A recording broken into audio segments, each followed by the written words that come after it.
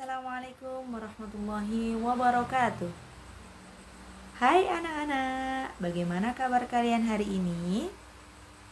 Semoga anak-anak tetap dalam keadaan sehat walafiat dan tak kurang suatu apapun. Anak-anak, meskipun masa pandemi yang seperti ini, Bu Aina harap anak-anak tetap semangat dalam belajar meskipun belajar kali ini tidak berhadapan langsung dengan ibu guru. Anak-anak di rumah dan ibu guru berada di sekolah. Tetap semangat ya. Nah, sebelum pelajaran hari ini kita mulai, alangkah baiknya jika kita mulai pelajaran ini dengan bacaan doa terlebih dahulu. Mengapa harus berdoa? Supaya ilmu yang kita pelajari hari ini masuk ke dalam otak kita, biar kita tidak mudah lupa, supaya ilmu kita bermanfaat. Oke, kita baca doa terlebih dahulu ya, bersama Bu Aina.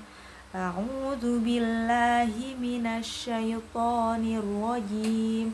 Bismillahirrahmanirrahim. Rabbi zidni ilma warzuqni fahma. Birahmatika ya arhamar rahimin.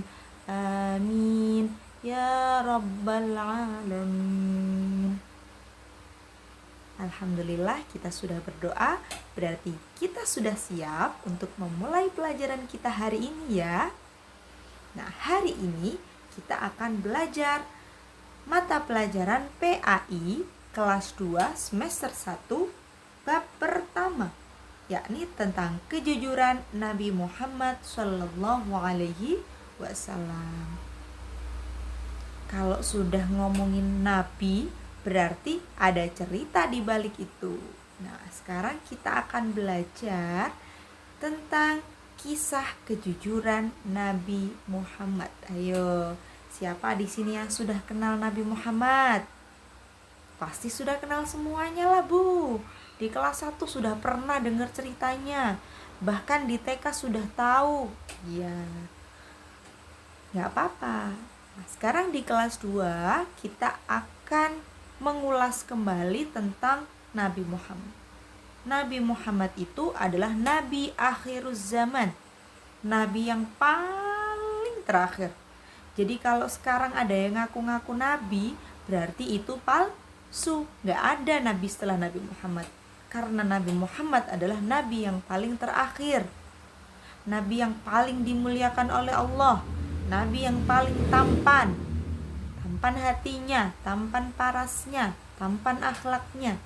Pokoknya Nabi Muhammad itu adalah Nabi yang paling istimewa. Nah, yang perlu kalian ketahui, Nabi Muhammad itu sejak beliau kecil sudah dikenal sebagai orang yang jujur. Kok bisa, Bu? Emang Nabi Muhammad gak pernah bohong? Nah, nanti kita bahas ya. Baina ulang lagi, Nabi Muhammad itu sudah dikenal sebagai sosok yang jujur sejak beliau masih kecil. Karena kejujurannya itu, Nabi Muhammad dikenal sebagai Al-Amin. Apa, Bu, Al-Amin itu? Al-Amin artinya dapat dipercaya. Dapat dipercaya. Apa tadi anak-anak artinya Al-Amin? Al-Amin artinya dapat dipercaya. Bu, berarti Nabi Muhammad dari kecil udah bisa dipercaya? Udah. Pembicaraannya gak pernah bohong, selalu jujur, perilakunya selalu jujur, perkataannya jujur. Itu adalah Nabi Muhammad. Berarti kita sebagai umatnya harus mau meniru sikap Nabi Muhammad. Anak-anak, salah satu contoh kejujuran dari Nabi Muhammad SAW yaitu ketika beliau sedang berdagang. Ketika Nabi Muhammad berdagang, beliau selalu mengatakan apa adanya tentang bagaimana keadaan barang yang ia jual. Jika barang tersebut kotor, Nabi Muhammad akan mengatakan kotor. Apabila barang tersebut jelek, rusak, kotor, sobek, Nabi Muhammad pun akan mengatakan demikian sesuai dengan keadaan yang sebenarnya. Karena kejujurannya itulah banyak sekali orang yang berbondong-bondong datang untuk membeli barang dagangan dari Nabi Muhammad. Nah, Nabi Muhammad di sini bukan menjual dagangan milik beliau sendiri, melainkan Nabi Muhammad itu menjual daripada dagangan Siti Khadijah. Pasti kalian sudah pernah mendengar nama Siti Khadijah. Ya, Siti Khadijah itu adalah perempuan saudagar kaya raya pada masa itu yang nantinya akan menjadi istri pertama Nabi Muhammad. Nah, karena kejujuran Nabi Muhammad itulah yang membuat Siti Khadijah sangat menyukai Nabi Muhammad. Bukan hanya menyukai anak-anak, namun Siti Khadijah sampai jatuh hati terhadap Nabi Muhammad. Siti Khadijah pun meminta Nabi Muhammad untuk menjadi suami Siti Khadijah. Selanjutnya, pada akhirnya Nabi Muhammad pun menikah dengan Siti Khadijah. Namun anak-anak, ketika Nabi Muhammad menikahi Siti Khadijah, ternyata pada saat itu Nabi Muhammad masih berusia 25 tahun, sedangkan Siti Khadijah sudah berumur 40 tahun.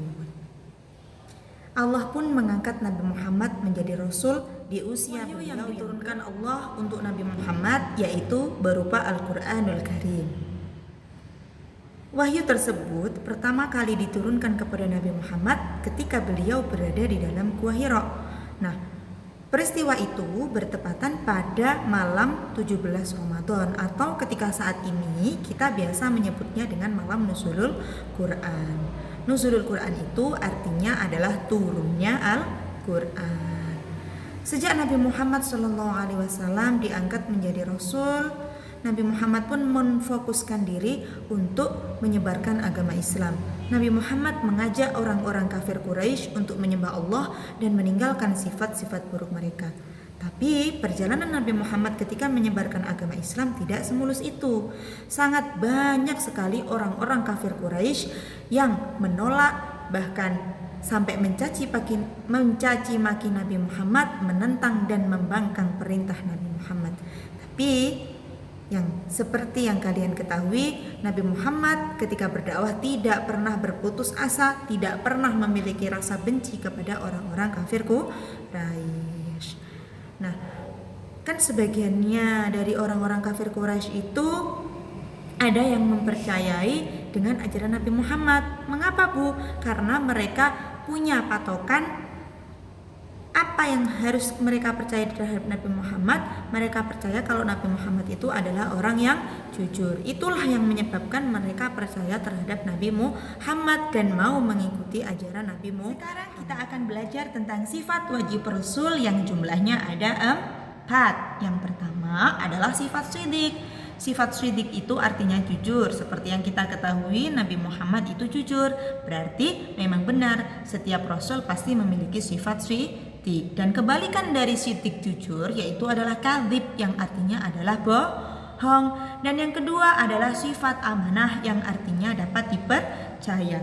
Dan kebalikan dari sifat amanah yaitu khianat, artinya tidak dapat dipercaya.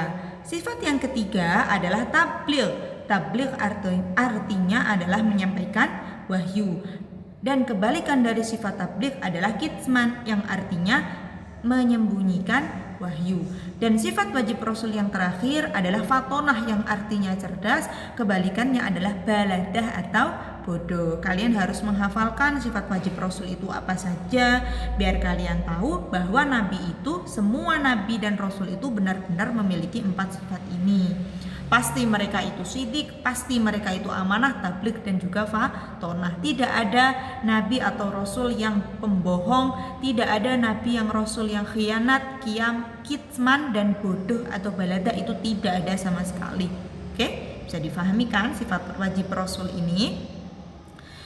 Nah, sekarang kita akan menyebutkan contoh sikap jujur Nabi Muhammad. Apa saja? Yang pertama, Nabi Muhammad itu sangat jujur dalam melaksanakan perdagangan. Dan yang kedua, Nabi Muhammad itu jujur dalam menyampaikan wahyu.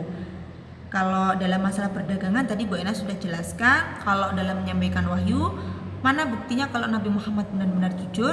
Buktinya sampai sekarang kita mendapatkan Al-Quran. Al-Quran itu adalah wahyu yang diturunkan Allah kepada Nabi Muhammad. Berarti itu menjelaskan bahwa Nabi Muhammad itu benar-benar menyampaikan wahyu dari Allah berupa Al-Quran kepada kita sebagai umat.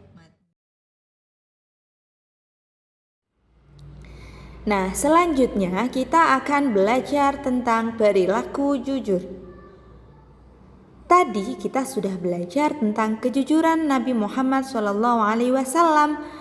Nah, sebagai umat Nabi Muhammad, justru kita diwajibkan untuk meniru dan meneladani sikap terpuji Nabi Muhammad kan?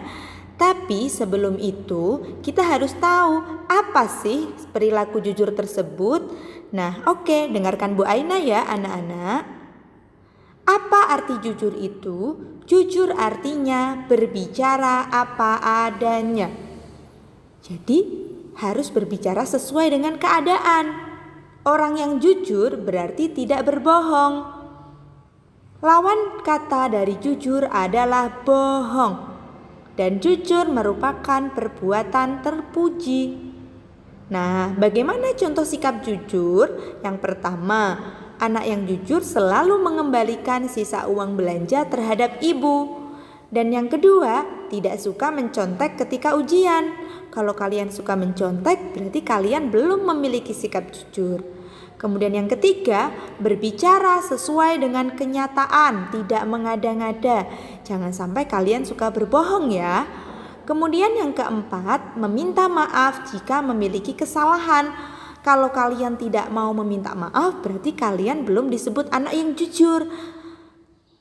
Kalian masih disebut sebagai anak yang suka berbohong. Nah, selanjutnya, apa sih manfaat anak yang memiliki sikap jujur? Yang pertama, kalau kalian punya sikap jujur, kalian akan dipercaya oleh orang lain. Yang kedua, kalian akan memiliki banyak sekali teman. Yang ketiga, kalian akan mendapatkan pahala dari Allah. Yang keempat, kalian akan mendapatkan balasan surga dari Allah Subhanahu wa Ta'ala. Dan yang kelima, kalian akan memberikan manfaat terhadap sesama. Yang keenam, kalian akan dilindungi oleh Allah dari segala bahaya. Nah, gimana? Enak kan jadi orang yang jujur? Ingat ya, sebagai seorang muslim, kita harus jujur kapanpun dan dimanapun kita berada. Jangan sampai kalian berbohong. Mengapa? Karena meskipun tidak ada yang melihat perbuatan kalian, kalian harus tetap yakin bahwa Allah selalu melihat semua perbuatan kalian. Ingat, ada 2 malaikat Mungkar dan Nakir yang mencatat amal perbuatan kalian di pundak kanan dan kiri kita. Jadi, kalian harus berhati-hati dalam berbuat dan bersikap ya. Jangan lupa ingat-ingat dari Bu Aina ini. Terima kasih. Assalamualaikum warahmatullahi wabarakatuh.